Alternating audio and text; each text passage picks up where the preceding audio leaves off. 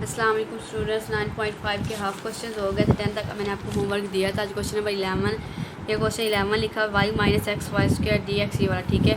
या तो अब मैंने आपको बताया या तो हम इंटीग्रेटिंग फैक्टर से करते हैं, या फिर अगर हमारे पास कोई फार्मूला उसको रीअरेंज करके क्वेश्चन को कुछ रीअरेंज करके अगर फार्मूला बन जाए तो आप उसको डायरेक्ट फार्मूला लगा के डेरिवेटिव्स की इंटीग्रेशन ले लें। अब इसको हमने थोड़ा सा रीअरेंज, पहले हमने इसको ओपन कर दिया, अब सारी इक्वेशन को एक्स स्क्वायर वाई स्क्वायर पे डिवाइड कर दिया।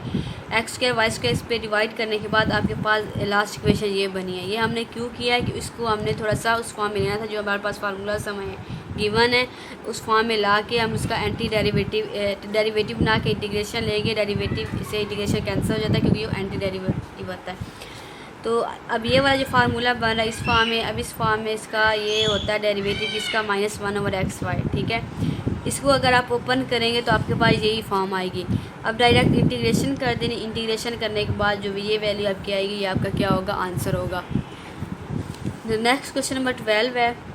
क्वेश्चन नंबर 12 को पहले हमें पता है डी एक्स, इसको अगर हम रीअरेंज करने के बाद भी हमारे पास ऐसे फार्मूलाज नहीं आएगा जिसको हम डेरिवेटिव की फॉर्म में लिख के फिर इंटीग्रेशन ले सके। इसलिए हमने इसको पहले वो इंटीग्रेटिव फैक्टर बनाना, इंटीग्रेटिव फैक्टर निकाल के उसको आपने फिर इक्वेशन से मल्टीप्लाई करना है।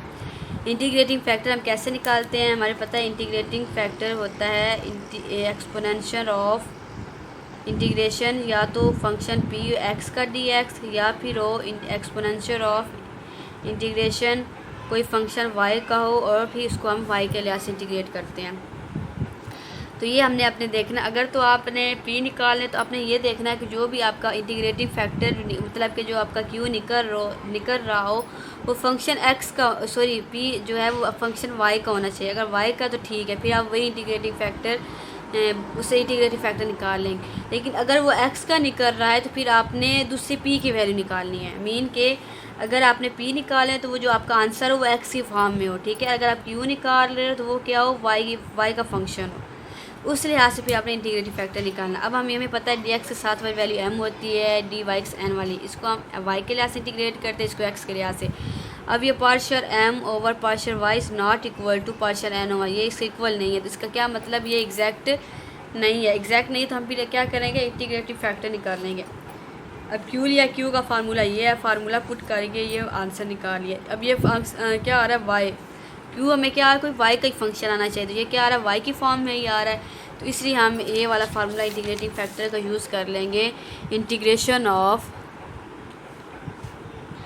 ये -2/y dy, ठीक है।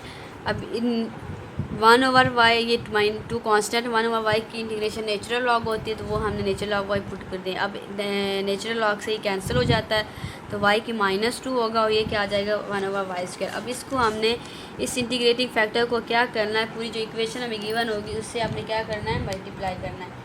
उससे मल्टीप्लाई करेंगे, इक्वेशन कहाँ गई हमारी, क्वेश्चन नंबर 12 था। इक्वेशन क्या है, 3x² y⁴ + 2xy dx, इसको इंटीग्रेटिव फैक्टर से मल्टीप्लाई करना है, + 2x³ y³ - x² dy = 0। 0 से कुछ भी मल्टीप्लाई या डिवाइड करेंगे तो क्या रहेगा, 0 ही रहेगा।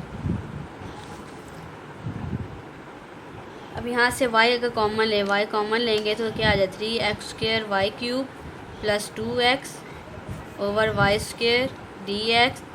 यहाँ से क्या हमारे पास कॉमन कुछ भी नहीं आ सकता, तो 2x³ y³ - x² over y², ये क्या है dy = 0। तो ये इससे कैंसिल, ये क्या आपके पास आ जाएगा, 3x² y³ + 2x over y dx + 2x³ y³ - x² over y² dy = 0।